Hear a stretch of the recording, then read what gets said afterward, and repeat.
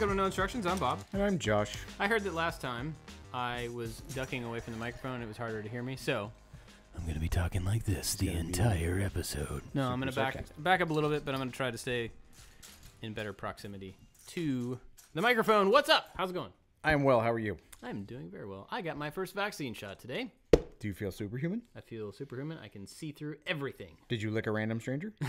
I licked everybody there. They had this person that we all had to lick, which I thought was gross, even for a vaccination station. I'm like, come on, man. It was cool. It was really cool. I mean, there's something hopeful about it. You know, it's just a little prick and it didn't, I don't know, it doesn't do anything. But it was like a hopeful moment. It was cool. Yeah. So I wholeheartedly agree. Yeah. And you didn't have any reaction to yours, really, right? Oh yeah, we haven't spoken on the podcast. Last we spoke, I was going to get it. Right.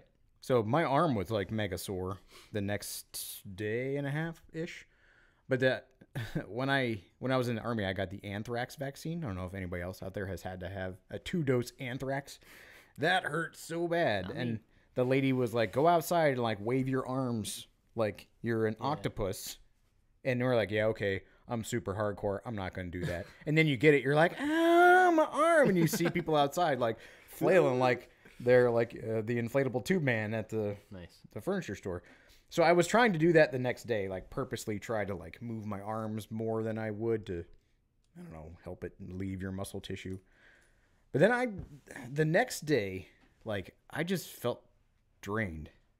Just like not sleepy, didn't feel sick, just like your battery was kind of low. I kind of feel like that a lot, so it'll be interesting to see if I actually notice like a new default state. Yeah. Huh, I still feel tired. Well, yeah, I'm excited just that it's moving along. My wife and I both got ours today, which is really cool. It was cool to see the place full. There was a line out the door, you know. I'm glad that the mall could be useful again. Yeah, for real. Way to go, mall. You know, I was driving past the mall yesterday, and our mall is like every other mall where it's becoming, you know, emptier and emptier and stuff. But I noticed that a lot of malls over the years have updated their look and feel to try to become more current, right? And when you drive by ours, the sign out front on the street, like the big sign, still has a pink neon square turned at 45 degrees. So it has like this pink neon diamond with the name of the mall right in the middle of it. And I'm pretty sure, not positive, I'm pretty sure that sign has been there since that mall was built when I was a very young child. I wouldn't doubt it. I don't think they've changed it at all, which is, I mean, good for them. It's not helping, but good for them. Like a lot of things, eventually that style will be cool again. I think it was cool again, and we've already passed it.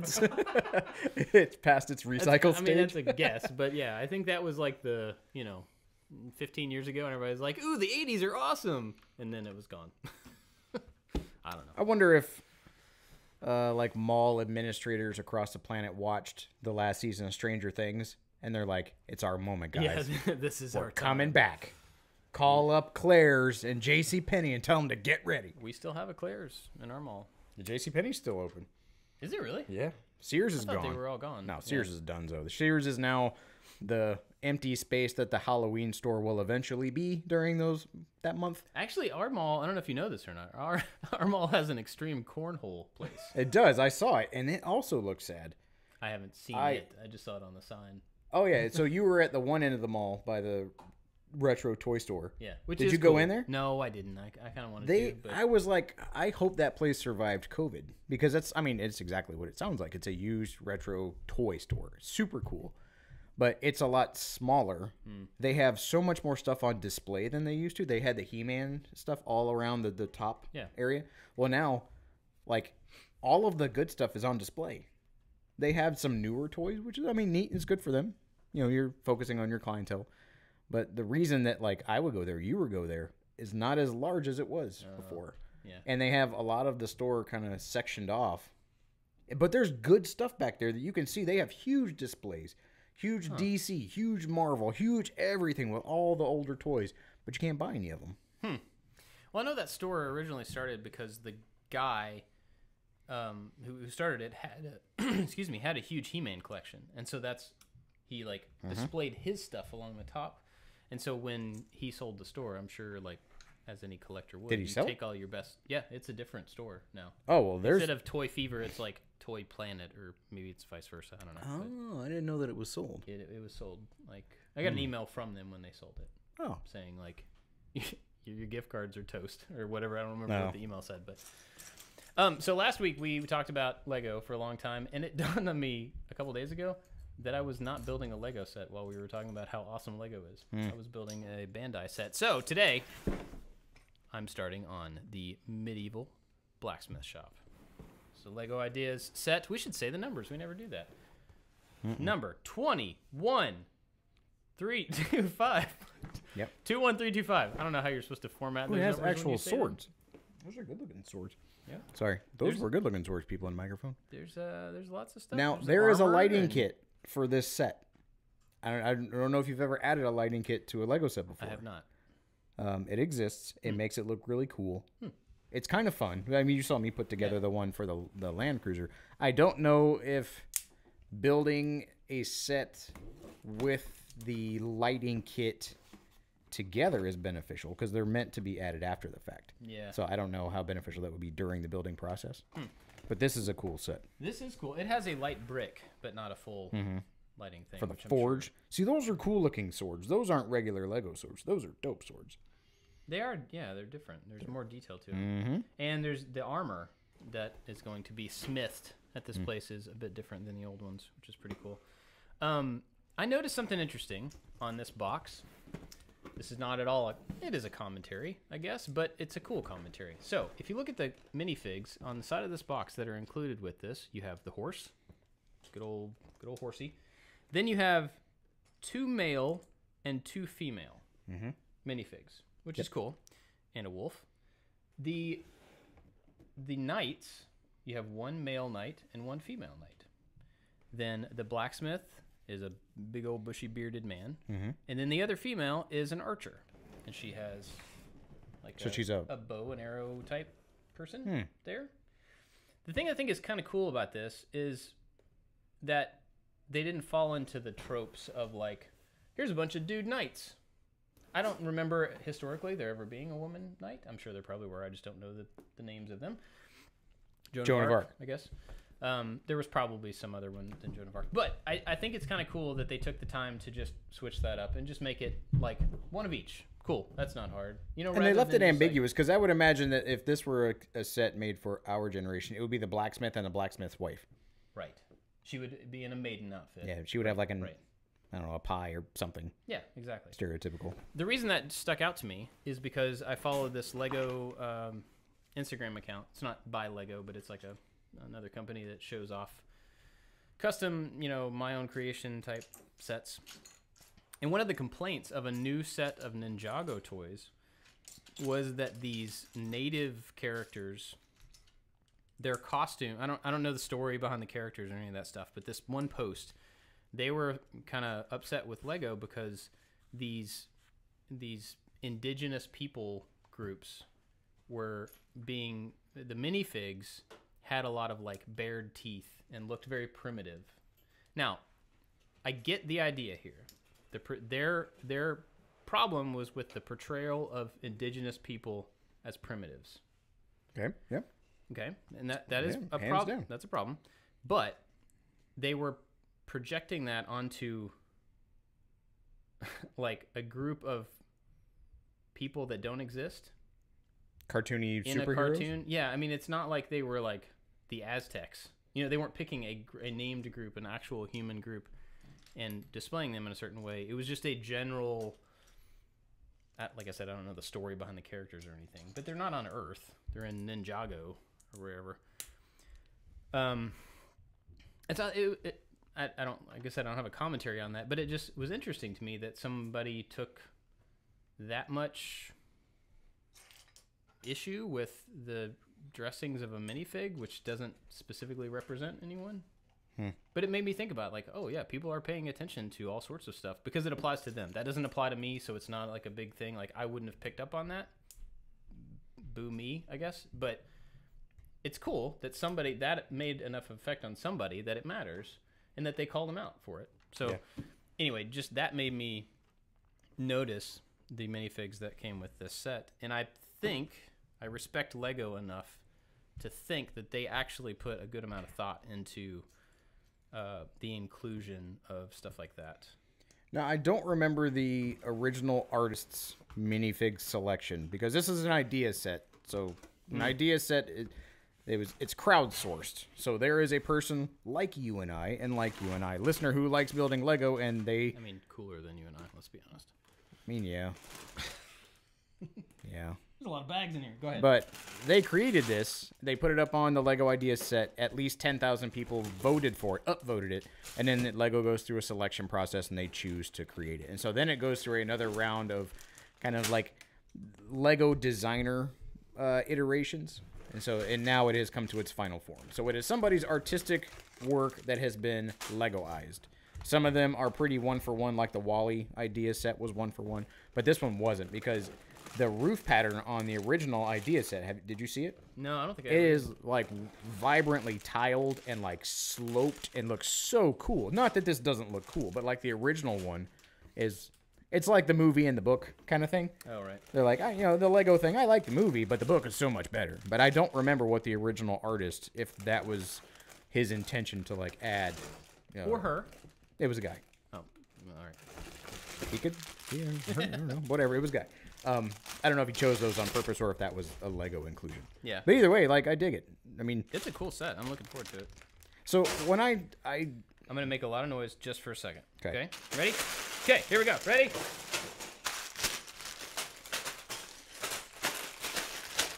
That was far more than I needed to make. It was just for effect. Okay, go for also it. longer than a second. But I, like most parents, like tell my kids bedtime stories, or my daughter in particular. And I created these characters for my daughter's bedtime stories called Joan and Shadow. Joan is she's a warrior. She was a warrior princess, but now she's a warrior queen of this like mythical land, and she has her horse, her like sidekick shenanigans horse. Yeah, see there he is. Oh yeah, the guy so right there. just so you know, on the inside of these found the Lego book. Ideas sets, it shows the creator and the original model. In many languages. Yeah, yeah, it's like 25 pages of the same thing. Yep. Or 2 pages in this case. Anyway, And so I tried to find a story. Like, she watches, like, that Barbie cartoon. And hooray, like, I'm a modern dad that's like, my daughter's not gonna wear pink and be some stereotypical girl. She's gonna be a mighty, take care of herself. And sure, she still dresses in pink all the time and loves super girly things. But she also loves the fact that I have tried to place in her head that she is a warrior.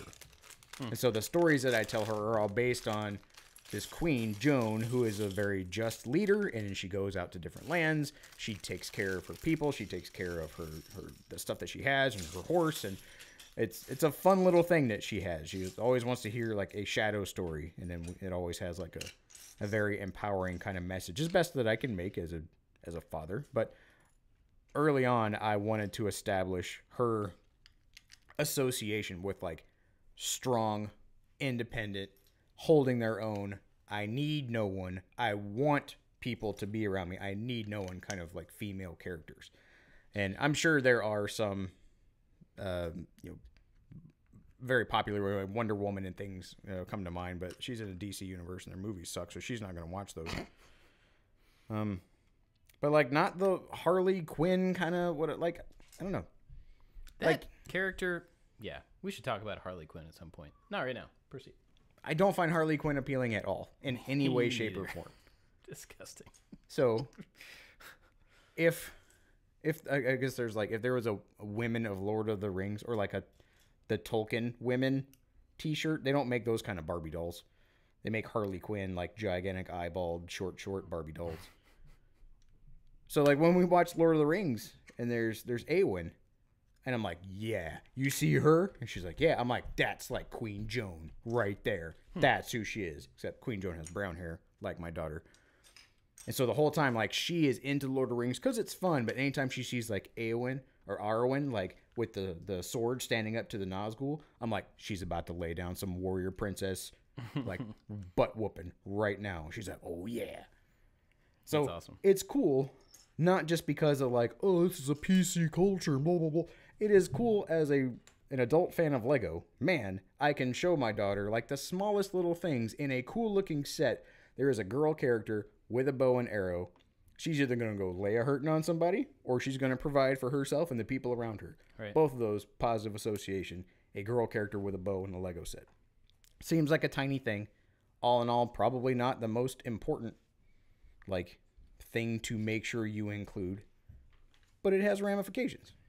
Yeah, and I think it's easy to say, like, maybe something like that wouldn't make a difference in your daughter's life, and it may not, but it also is not going to hurt to make the tiny bit of extra effort to just include those things, to not typecast any person as, like, this is the thing that you're always going to be. Look at all the examples, right? Like, you can vary that up, maybe not every time, but, like, sometimes it's super easy to do. I think there is a difference between, like, the doing things just for the sake of, like, PC-ness, and then also doing things for fairness and just for, like, making it interesting to more people, you know? Those are not necessarily in opposition. And like you were saying, we want to have a time machine to go back and see if there were women knights. What I know of the culture of the day, very patriarchal. I imagine that there weren't, but that's based on absolutely no research. Right. So to someone to go like, oh, well, they're just including that for this reason. There were no women knights. I mean, I don't know. It doesn't matter. It honestly doesn't matter. These are not historical representations of actual people. Yeah. So, I don't know. That's Eleanor the Aquitaine. She was a real person. We all remember her, don't we? Avid listeners. I have a question. How did you get the name Joan for your character? I don't really remember. I know it's your mom's name, but that wasn't like an immediate association. Yeah. I didn't know if it was from anyone. I didn't think it was from my mom, but I didn't know if there was a person that you associated with or anything. No, I like to tell stories to my daughter. Like I said, especially ones to like that are empowering, but I don't know. I really like coming up with kid stories. My mom used to tell this story. I don't know if I've told it on here about the tooth fairy. Did I tell you about this? I don't think so. So she used to tell this. She used to write a lot of poems and things, but she would tell the story about her mother who passed away the year before I was born from a car accident. And so she would tell me this story that her mother, it was the tooth fairy. But the tooth fairy is not just some like fluttery little thing. Like it's a duty, it's a task, it is something you are bestowed upon, because when you die and you go to heaven, you don't become an angel. Like angels are angels. And so when I was a kid, I was like, oh, people don't become angels. And she was like, no, that's not what the Bible says. You're not an angel. Yeah. Angels already exist. And she's like, and angels are too busy to become silly things like tooth fairies. So as a way for, like, again, it's a story. It's not based in any kind of like dogma or anything, but like her mother who passed away could come down and see her grandkids as a tooth fairy. And so like when I would leave a tooth under the pillow for the tooth fairy, it was always like, oh, it's my mom's mom. And so my mom passed away before my 3 kids were born. So they see pictures of it and I tell them stories all the time. And so like I kept that going. So when my first son lost his tooth, I was like, oh man, this is it's not the stinky sock fairy like you guys have. Dirty sock fairy. Dirty sock fairy, sorry. It was like, here's my chance to try to keep that story going. But then my mom made it like the stereotypical tooth fairy kind of ideology and imagery. I'm like, well, my mom was way cooler than that. So the tooth fairy wears high-waisted mom jeans and a Kiss t-shirt. And I told my oldest son, and I guess we don't do Santa or the Easter Bunny, so this is the one thing that like he kind of believes may be true but is not true, and I think I've talked about it. But I was like, okay, so now that you have your tooth, I was like, you put it under there, and I told him the story, and I'm like, so when you see my mom and she comes and she gives you, my mom used to give us like 50-cent pieces and like coins, but like coins that weren't just like quarters, $50 or dollar coins or whatever. I was like, tell her I said hi. I was like, tell her I miss her and I said hi. I was like, if you guys have a conversation, that'll be just between the two of you.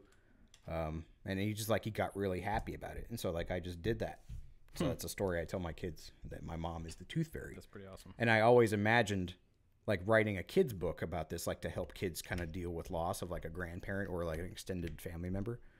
But then like in the cartoon, the tooth fairy being angry that they had to wear this frilly pink dress and like hanging it up or throwing it in a thing and putting on high-waisted mom jeans and a Kiss t-shirt, I always thought was just like way more fun imagery of the tooth fairy. So that's a story. And then the Joan and Shadow thing. Joan lives in like a very modest house that gets visited by a bunch of like emperors and things from surrounding kingdoms. And then they get into shenanigans, or there's like a disagreement in the town that she goes in. She established the very first library in her town because she goes to all of the different kingdoms to go like make peace treaties, and then she gets elements of their culture and brings it back, and they create a library. And then one of the town's lady wanted to be the curator of the library. So it's, I don't know, it's this whole thing. That's awesome. We do. That's very cool. We our stories are far less inspirational. Ours are like, let's think of the absolute weirdest story we can possibly come up with. We haven't done this in a long time, but when the kids were younger, Jenny and I would take turns, and Jenny is way better at it than I am, I will say. She will just like say, tell me an animal, or tell me a job or a color or whatever. And the kids would just give her a scrap, and then she would just start building this story. And there's no like, let me sit here and think about it. It's just stream of consciousness, just one thing to another, and it just goes on and gets crazier and crazier. And I remember several times me being like, oh, man, I got to record this. Like, we got to write this stuff down. It is so bizarre and so hilarious that either they will love it later, or we can be billionaires from selling books about this stuff. And I never did. So. Okay. Do you have a list of ridiculous things that your kids say, or that you or your wife says? We have an inner office quote book for silly and inappropriate things that we randomly hear out of context, and we write them down. But do you have one for your family? No, I remember you talking about that you have this, and I've always thought about it, but I don't have it collated in one place. It makes me so happy that I have this running list of ridiculous things since my kids were super small. They're not grown by any means, but just like things that they don't realize they said in a weird way, or things that like my wife has said in like heated parenting anger that if you were to recite it without like a date time stamp, you would like, I never said that. That's terrible. You're like, actually, Exhibit A proves otherwise. But every time I read one, I have to read all of them, and it is just a solid laugh fest every time. That's awesome. Yeah, that was one of those things I never really started. I started Twitter accounts for my kids, and then ended up posting some of the funny, they were like hidden accounts, and started posting some of the funny things they said there. But then I, as they got older and I got busier, I didn't keep up with it well enough. But so yeah, this one's just for me because I envision getting a lot of revenge on them one day for all of the like woes that I've had to go That's through. The spirit. Yeah.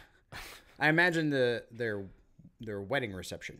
Oh, yeah. In my head is the proper venue for that just swift, ridiculous retribution for all of this stuff. You're surrounded by your closest friends, family. It's going to be great. And it will be a monumentous day. And I think I envision like doing my dad's speech and just reading those. Yeah, I didn't prepare anything, but I happen to have this. And then screaming that I don't like any of the food, and I'm not going to eat any of the food, and then pitching a fit about I hate the music, and why'd you make me wear this suit? And, oh yeah, it's coming. They're going to get theirs. So you're just saving it up to be the child to them. Wow, that's super mature. Sure am. Super mature. Oh, that's fine. I will openly admit that it is petty, it is bitter, and it is the wrong example to set. But you know what? Every parent, you figure parenting out day by day. That's true. There's no rule book, man. I'm not planning on realizing this is a bad idea until after I do it. I've got 3 opportunities. If I get it wrong on the first one, and if I really feel like it's that terrible, then I can give up. I can quit at any time. I just choose not to because they had it coming the whole time. That's pretty funny. So we did not talk about Falcon and the Winter Soldier last time. No, let's. Would you like to? I would. Okay. Go. This is currently there's 3 episodes out. Yes, that is correct. As of today, there is an episode tomorrow. Yes. No, not tomorrow. What day is now? You got me so all backwards. Yeah, man. Sorry. It's not Friday. This is a different day. Today is Wednesday. Sure. It's unsubstantiated at this point, but sure, we'll agree that. Let's pretend. So we're 3 episodes in, And I will preface my opinion that I had this opinion even before I figured out that the season is only 6 episodes. Yeah. So it's half over, which only made me dig my heels deeper into the opinion that I have. That I think it's boring. I'm not really engaged with any of the characters. I think the plot is dragging. I'm confused as to who is a bad guy and why they are a bad guy. And if that's all intentional and I'm just part of the masses, then hooray. You know, it's we talked about like Thanos being a character that is a bad guy, air quotes, but on some levels you could empathize with it, and then that made you have your own internal struggle. The bad guys, I can't tell who they are. Yeah. And so in that, everybody seems like a bad guy in that they're not doing anything good or trying to see. I mean, Sam and Bucky seem to be doing good. Underbite Captain America and his other friend are, I guess, trying to do. I don't know. So I'm confused as to who I'm supposed to be rooting for and why. And the story in itself is not presenting anybody compelling enough for me to root for. Yeah, I mean, I agree with all that. I do think there's the part of me that likes Marvel enough that I hope and am leaning on the fact that there's something bigger, like there's some sort of a reveal that's going to kind of no, not like that, but like solidify who the bad guy is, why they're bad, where it's going, because I feel the same thing. It's like a jumble of characters, and I don't understand anybody's motivation very much. What it feels like to me was that somebody had a movie script, and they were like, you know, we have this movie idea where these guys have to team up because there's a new Captain America and he's not good, and we've got to figure out how for them to get control of the shield and control of the moniker and control of that stuff back to the Avengers, to the place where it should be, to it be this kind of separate whatever. So somebody had this short movie idea, and then they were like, well, we're going to streaming, so we should take that idea and pump it full of a bunch of other motivations that are not really fully realized so that we can stretch it into a short series. They're like, maybe we should do a full series. And then they got halfway through it and they were like, I don't think there's quite enough here. Let's just short it down to a limited 6. But it feels like they took a movie idea and puffed it up and added a bunch of stuff that really didn't need to be there. And in the process, lost the like Marvelness of it, you know? And maybe I kind of felt the same way with WandaVision though, even though I liked it and I loved like what they were doing visually. About halfway through, I'm like, when is this gonna like turn into a thing?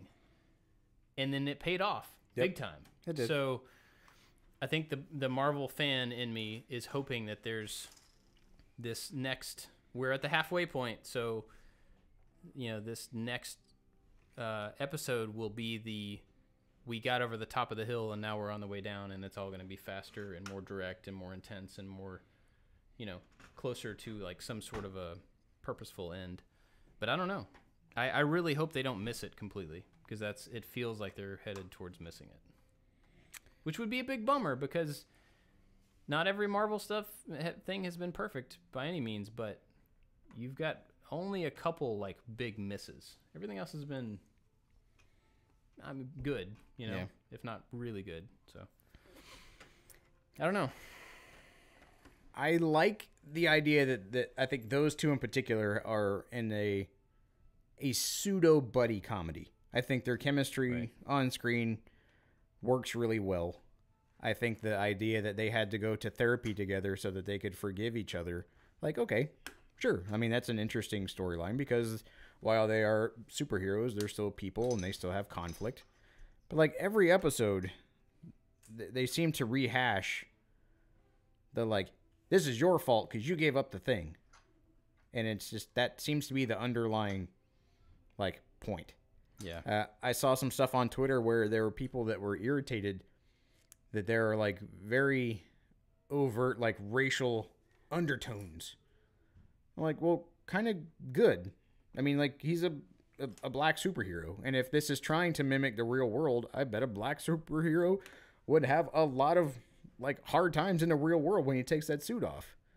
So to me, like, that was an interesting dynamic that I didn't think about. And then I saw people online that were upset with it.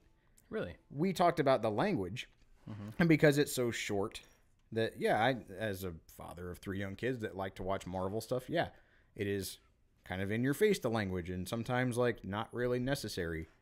But I think those ancillary things aside, like being entertained in the moment with, like, what I'm looking at, like, sure, but I have no through line. And I don't know if comparing it to WandaVision is fair to one or the other. Yeah, that's true. But WandaVision being confusing was confusing enough to go like, this is so strange. There has to be a hook, like a crazy hook. Yeah. To where this just seems like, ooh, you know when it is a Disney. I think I might have just figured it out. Okay. You saw Aladdin, the cartoon version of Aladdin, right? Yes. Solid movie. Yep. Did you see Aladdin 2, The Curse of Jafar? I don't believe so. Is this the Aladdin 2 Curse of Jafar version of Winter Soldier? The direct-to-video sequel to, I think, one of the best MCU movies. That's what it feels like to me. They brought some of the characters back. They're introducing other characters. Here's Zemo. In the comic books, Baron Zemo is a bad guy. Now, he's a guy that was arrested, but is a good guy to a point. I think he ended up being dancing in a club. I think that was really stupid. I think he ended up being a good guy at some point in the comics. So I think they're trying to, like, make, you know how, like, they'll take a comic storyline and they almost follow it, but then they're just like, maybe we pull a little bit this over here. It feels like that's getting harder for Marvel to do. And so they're just like, I'm going to take this little piece from way over there and this little piece from way over there because somebody will latch onto those things, even though they don't really have anything to do with each other. That might be where Zemo's coming in. I don't know. It's, like, so hard to say because it's like we stopped in the middle of a movie and are complaining about it. That's what it feels like. You know what I mean? It feels like that's not fair to them. I get that. But I think my point is that I feel it's like a therapy session. Yeah. When you do this, I feel I enjoy movies. I enjoy TV shows because they are entertaining. And when they're not entertaining, I don't want to give up on them, but I do default to it is your job to be entertaining. I don't want to trudge through a thing. Yeah. In a series, like in a movie, I get the story arc. I completely get it. Sam is having a hard time, even though he is a superhero, to, you know, have like funds available. He gets turned down by the bank and all that. Like that is a compelling story arc. You know, Bucky seems to not age, even though they found another guy who was a super soldier who went through a lot of like terrible things because he was black and he was not Captain America. Him trying to like date and make amends. Like I think all of those things as extensions of those characters are great. And then now they're in this weird, like, we have to track down the serum thing. And we have to, you're not going to get the shield back because you gave the shield up and I'm mad at you about it, but let's go track down the serum because we're contractors for the government. And so that's where it gets kind of weird. It's like, well, you're on parallel tracks and it seems like there are people that are trying to do the same, they're on the same mission path. Yeah. To find the bad guys, these flag smashers. So it's like, okay, flag smashers. They wear these masks. That seems like a bad guy. It's like, ooh, but is it a bad guy? Because now are they like a Robin, a gang of superhuman Robin Hoods? Yeah. I'm like, okay, I guess. I guess the one thing there is that there was some confusion in the last episode when, like, the dude, well, I don't know any of their names, the long-haired dude, flag smasher guy was like, cool, well, we got what we came for. And then the building blows up. And then she, like, killed all the people in it. Yeah. And then so within their little bad organization, there is some, like, misunderstanding about what is it exactly we're doing? Maybe that will come up. I don't know. But then there's the new, like, faceless person. What was that character? We talked about it the other day. The power broker. The power broker. Yes. Ooh. Okay. Do you think it's Sharon? probably. Because she talked about selling stuff. Maybe that was a redirect. In the comic books, it was a person, and then somebody else assumed that role. So there's that. Maybe she took it over from somebody else then. Yeah. But I'm not like... I didn't get into Agents of S.H.I.E.L.D. because it seemed like a government agency that worked alongside of superheroes, which is what it was. But the people who were not superheroes had like this superhuman-y, everybody is a Tom Clancy character, like a set of abilities. I'm like, well, there's superheroes and then there's everybody else. That's why there's superheroes. There's a dichotomy. And I think the MCU has done a really good job thus far of like superheroes save the day and they do superhero type things, and then there's the police that stand around, or the military that are there to supplement, and often they bumble around and they do completely dumb things, and the superheroes come and save the day. So the new Captain America, or the what's he called, the American Patriot, U.S. Agent. He had a couple different names, but he eventually became the U.S. Agent.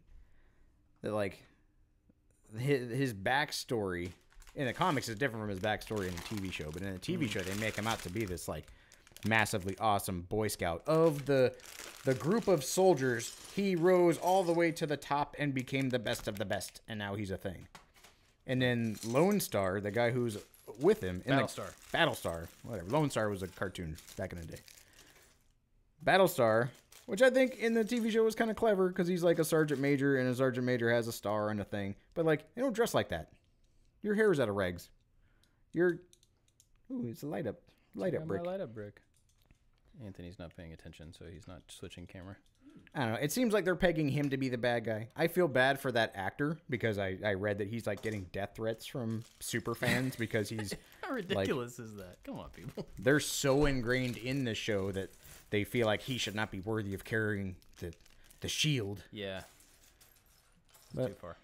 I don't know. Yeah, I agree that it is like we are critiquing a movie at the intermission.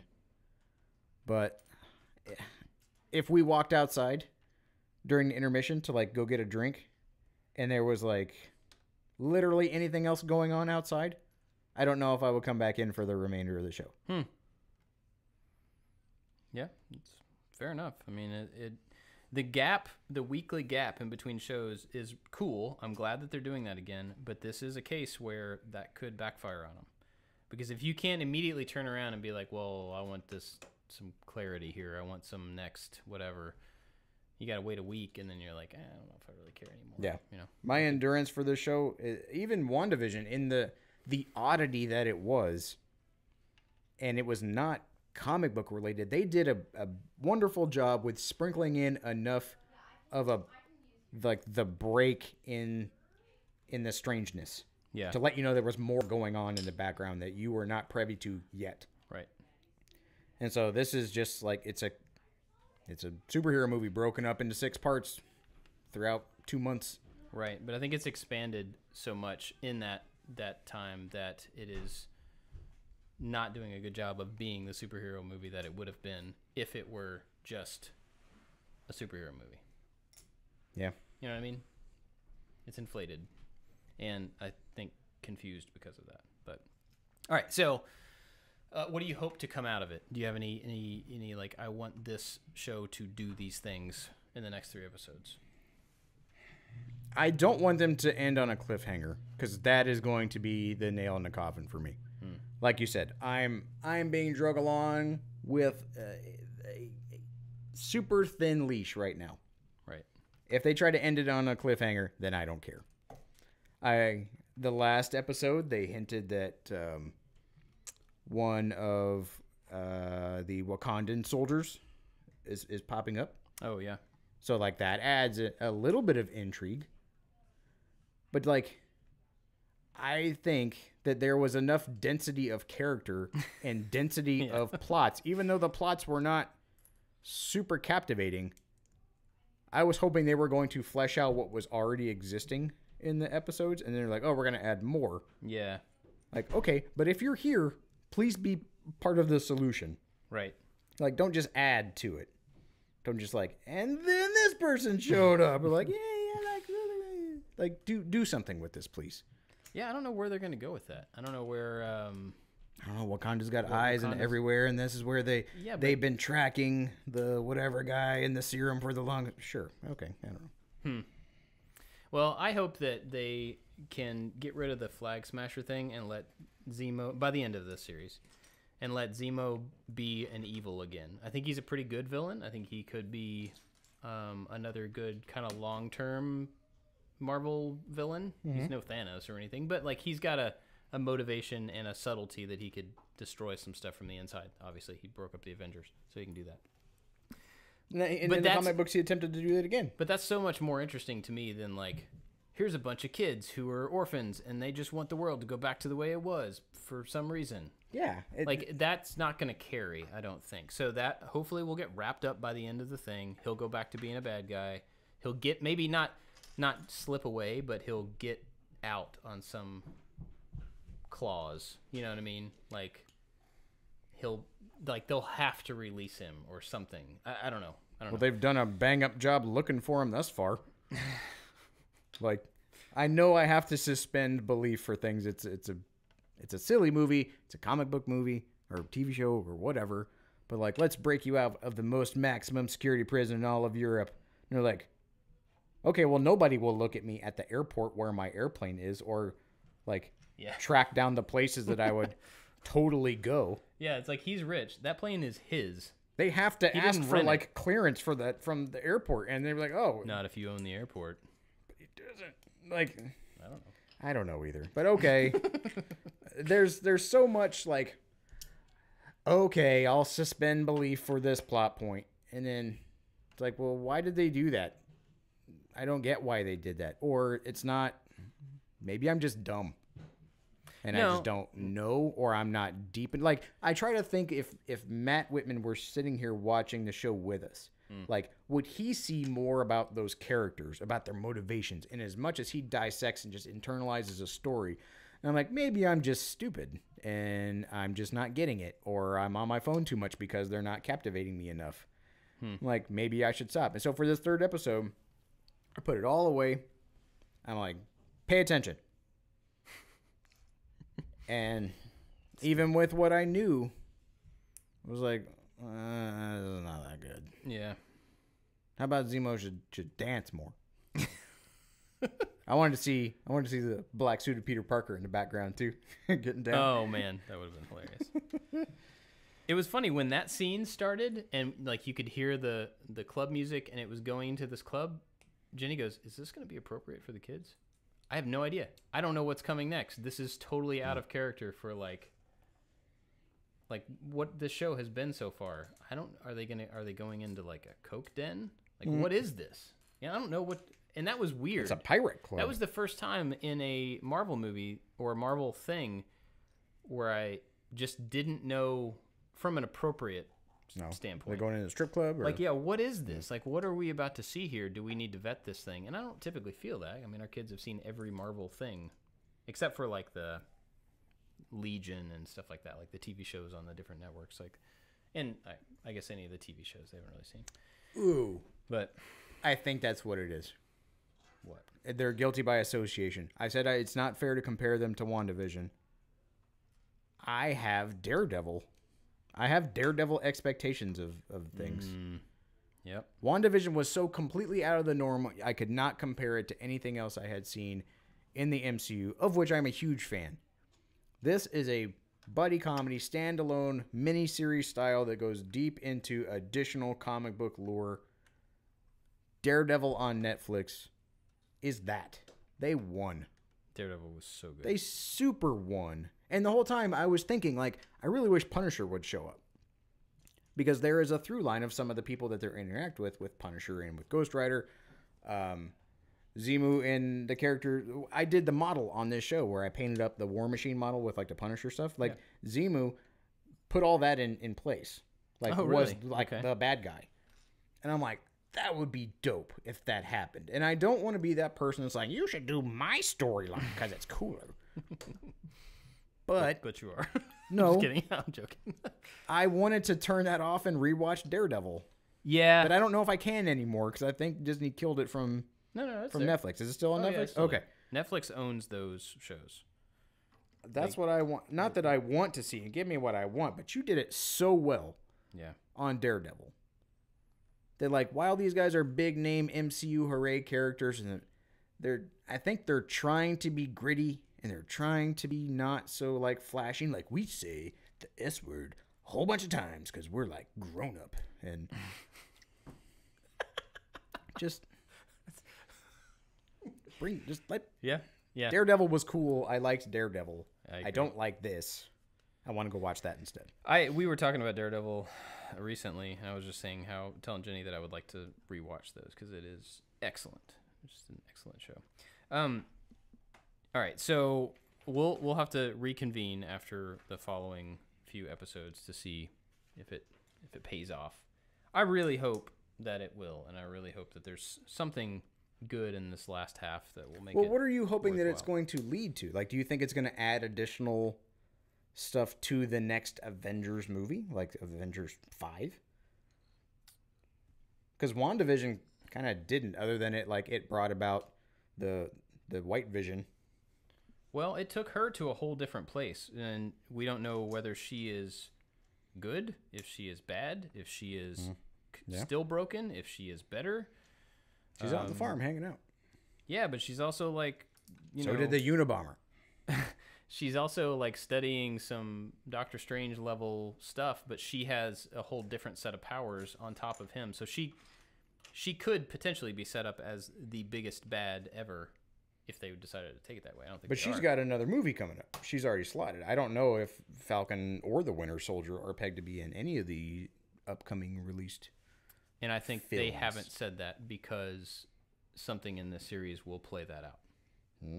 Because if they announced, like Winter Soldier 2 or whatever, that he survives or that he stays Winter Soldier or whatever, they're not going to announce Captain America 4 with Sam as Captain America because that would just fix the end of this show.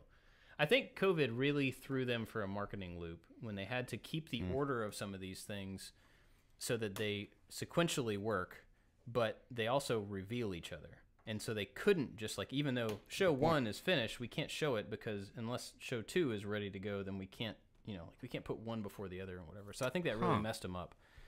Then I wonder if, no, because Scarlet, no. Because I'm pretty sure, I'm not positive about this, I might be wrong, but I'm pretty sure that Falcon and Winter Soldier wrapped shooting before WandaVision. And so theoretically, it would have been finished before WandaVision, but they couldn't release it because of... I remember they had to stop filming because they were in the Dominican Republic, I believe, for quite a bit of it. Yeah. And they had to stop. I may have because that of COVID. backwards. I don't remember what the deal was. But so I hope, my ideal, I don't have any attachment to Zemo, Falcon. I mean, they're cool characters, but I don't have any history with them. Winter Soldier, I think, is a super cool, complex character that should be carried forward, and he should continue to evolve into something else because he's tortured. He's got sincerity around the stuff that he does. He wants to do the right thing, but he's still dealing with the consequences of his past. And I think that's good. I think that could make for a really interesting going forward. Falcon is like... I've never really liked his I don't character. know. I mean, he's fine. He's just like... He can't get alone. But that seems like the biggest problem he has. His problem is I feel bad for him. Right. And I don't want to feel bad for a superhero. Well... But I guess that's an yeah. interesting way to take it. But Right. as a white guy, I feel weird watching a show where I'm seeing a black superhero be oppressed. And I'm like, that's terrible, but there's nothing I can do about it. But then I feel bad for him that he has to go through this. And so that takes his superhero status down because I can see that he, even though he may be able to use the cool wings that he got somewhere to beat bad guys, he still has his everyday problems. And that can make him relatable. But honestly, it just makes me feel sad for him. Yeah. And I think that's his biggest hurdle as a superhero. Is his everyday problems. He's and not that's really terrible. He's not really a superhero, though. He's not, though. He's but a I mean, pilot. neither's Batman. He's a super detective. Well, he's... Yeah. I mean, I get what you're saying. But he's not... He doesn't have the superpower... I guess Batman doesn't either. Neither does Tony Stark. No, of the thing that is, that really makes you superhuman. Mm-hmm. He's just that's a good way to put it. He's not superhuman. He's not superhuman. Winter Soldier is, and he didn't want to be, and I think that is pretty awesome. He didn't sign up. Yeah, right. That's a good story arc too. And I think they have a lot of room. They could do really good stuff with him story wise. I think he's the most interesting thing in the show that can come out of the other end of it. So my hope, and this will not happen, my hope is that Sam will realize his non-superhumanness and give up the shield. Once he gets it back, give it to Bucky and say, like, I want to be the Falcon to your Captain America, rather than trying to be Captain America because I am not superhuman and we need a superhuman. That's what I hope, because I want to see. I don't know if that would fly in today's society. I don't think it would, and I think it would be a very, like, instead of putting the person of color on top, they're always going to be second fiddle to the white, and I get that that's a problem. Like, I'm not trying to diminish that. I'm just saying from a character perspective, you take the racial stuff out of it completely. I think the Winter Soldier character is cooler and better and has more room, has a longer runway. And so I would like to see that person be the one that is both revered by a nation and by a group of superheroes, but still broken and busted. Yeah. Steve was, like, perfect. He didn't have any, other than, like, all my friends are dead. He didn't have any baggage. He didn't have, like, any addictions. He didn't have any things that he was fighting with. It was just like, well, I'm out of place, like, because I don't like the music here and stuff. And Bucky's got, man, he's got all sorts of problems, and he's still dealing with them. But having that with the, I'm at least going to take charge of the thing of my best friend. I'm going to take over. I'm going to pick up the gauntlet. I'm going to go do the work that he didn't get to complete while dealing with my own stuff. That's far more interesting. So that's how I hope it ends up. But yeah, you're right. I don't know if that would fly. Yeah, I definitely don't think that would fly. That's where I hope it goes. And maybe it'll be something totally different. Maybe Sharon will become Captain America. I don't know. Maybe Zemo will become Captain America. Red Skull became Captain America. Really? Yep. I didn't read enough Marvel comics. Yeah. I was like a DC kid. The Great Value Captain America in the comic books. I don't know if this is a spoiler for people because I'm not sure if it happens in the show. Title. But Bobo Captain America gets captured by the Flag Smashers. Oh, I think that's going to happen this episode. I think they're going to take the shield, and they're going to have it, and Ooh. whatever motivations that they have, because I can't seem to find any. They're either going to destroy it, or they're going to use it to do whatever, and that is going to motivate either Sam or Bucky to, like, kick it into gear. They're like, okay, we may have been okay with Tastios over there holding the shield. Tasty. But when the bad guys have it, now it's a symbol that is completely the opposite of what we stand for. Now it's time to go get it back. Well, we know they won't destroy it because there's a bunch of shots in the trailer of Sam throwing it around in the yard, playing frisbee with it, and so that hasn't happened on screen yet. And Bucky's there too, so that's probably, final scene or something. Which is kind of a bummer if they showed the final scene. But maybe it's like Twister, where they just showed a thing that they just made up. That's true. Just to throw people off. Yeah, could be. They've definitely done that before. I don't know. But enough about that until we get more information. Loki. That Loki trailer looked man, cool. That looks so cool. And I really hope that it's not one of those things where, like, we got a great editor to make the trailer. Yeah. Because watching Falcon the Winter Soldier, I'm like, I really liked Owen Wilson in the trailer because I love the idea that there is somebody in the MCU that operates outside of everyone else in the TVA. There was the Time Variance Authority or whatever, Time Variation. That, like, he just doesn't care. He's like, and I think unless you had McConaughey in the role, I think the other only, like, Hollywood leading man, it's like, we need somebody that is just so laissez-faire and just, like, doesn't really care about what's going on around them. And they're like, Owen Wilson. Like, perfect. So I'm kind of stoked just for that interaction with like Loki being as underhanded and serious, always has the upper hand in his mind, and then he's like, yeah, none of that matters because like I know all that stuff, and so we don't really care. Yeah. And I'm interested to see where that's gonna go. Yeah, it's not a person I would have thought that would have been a good MCU. He's such a character as a person, and he's always played himself basically in a lot of movies. I don't mean to diminish his work or anything, but you know, it's like it's him, right? And so it's not like a personality that I would have expected to see in the MCU. But yeah, I'm with you. It's like I think it's going to be a good counter to Loki's cockiness. I don't know. We'll see. It looks really good. Looks interesting. It looks like it's you know, in a whole new pocket that we've not seen before, which I think is cool. And that may be one of the things. WandaVision was in a new pocket. It's in an entirely different situation within the MCU that is not connected to anything else. It's not. It was a little bubble. I mean, literally a bubble. But it was a bubble that didn't. It wasn't derivative of the other stuff, I don't think. It didn't follow the same playbook. Loki looks to be the same kind of thing. It's in a whole different place, a different time, a different bubble, kind of independent, but interacting with the timeline that we know. Falcon and Winter Soldier is like just a day in an Avengers movie. You know what I mean? Yeah. I wonder if that's part of just the trouble that they have with this. Is that we've already created the world. Now we have to just stick a story in right here and make it work and make it interesting.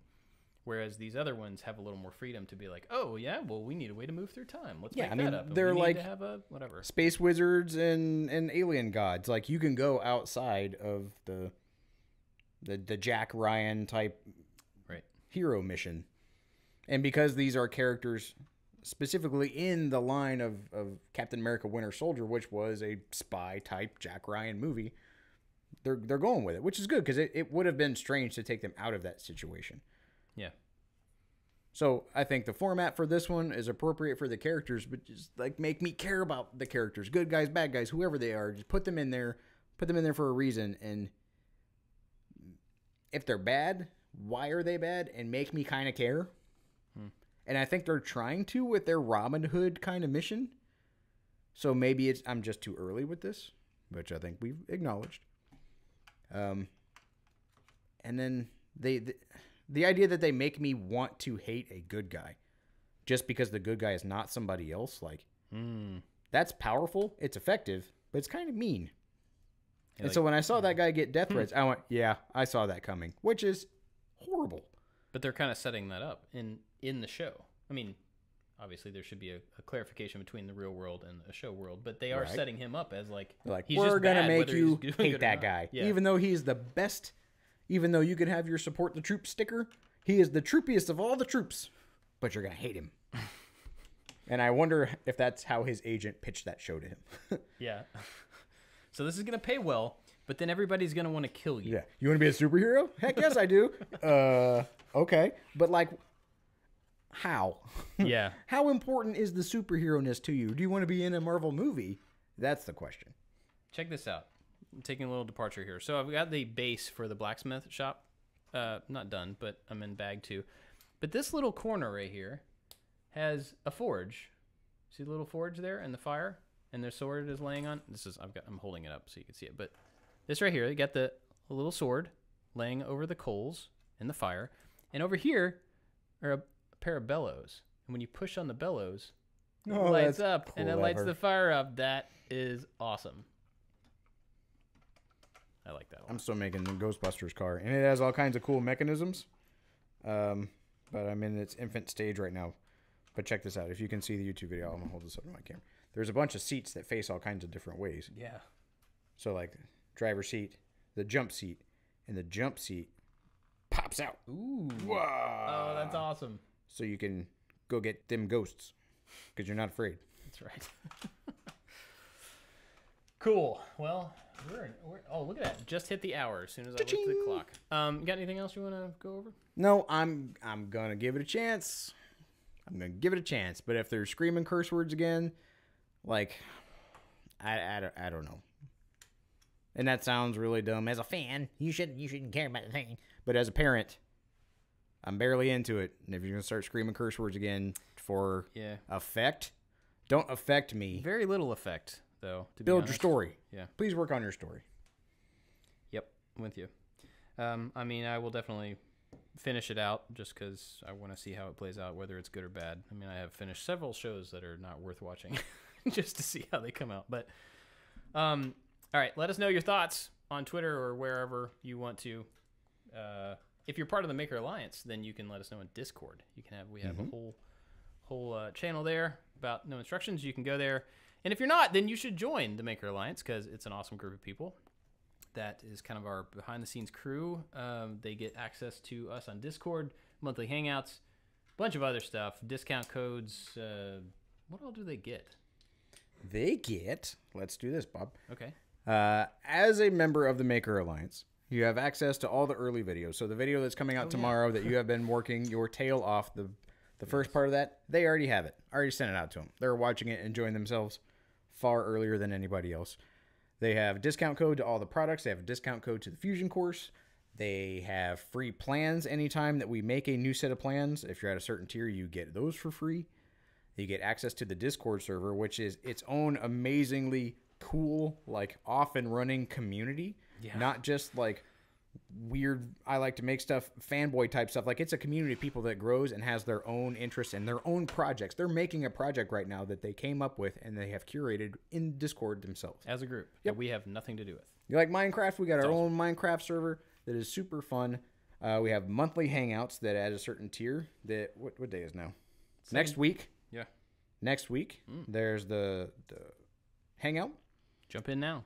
Yep. At a certain tier, you get this cool backstage pass, like laminate thing, and a big pack of stickers that we send out. Like, there's a lot of good stuff, and we tried to put forth a lot of effort into what are we giving people once they're in that cool club. Like, we don't want to take advantage of somebody just like with a moniker, because a lot of people do that. But like, we want to add value, and I know that it really is a relationship we have with everybody who writes us or contacts us, but like it's easier and far more accessible with the Maker Alliance. Yep. There's things that we're working on deep behind the scenes that we can't talk about. But I have asked people in the Maker Alliance if I can get their help with that stuff. So if we're going for a focus group, that's our focus group. Yep. Because they can be honest with us. We have a relationship right now where it's not just like, I love everything you do, keep doing more. It's no, that thing you made is kind of ugly and I don't really like it. And these are the reasons why I don't like it. I would like it better this way. And I would say, thank you for your honesty, person whose opinion that I have come to trust. Yeah. And they're just awesome. They're fun people. Yeah. It's a great group. So go to iliketomakestuff.com/join if you want to join that. Where can people find you on the internet? On Instagram at Josh_MakeStuff. You can find all of us at I Like to Make Stuff on all the stuff, except for Twitter, where there's I Like to Make Stuff with one F because of Twitter rules. You know how to find us if you want to get in touch with us. Thanks for listening. We'll see you next time. Bye-bye.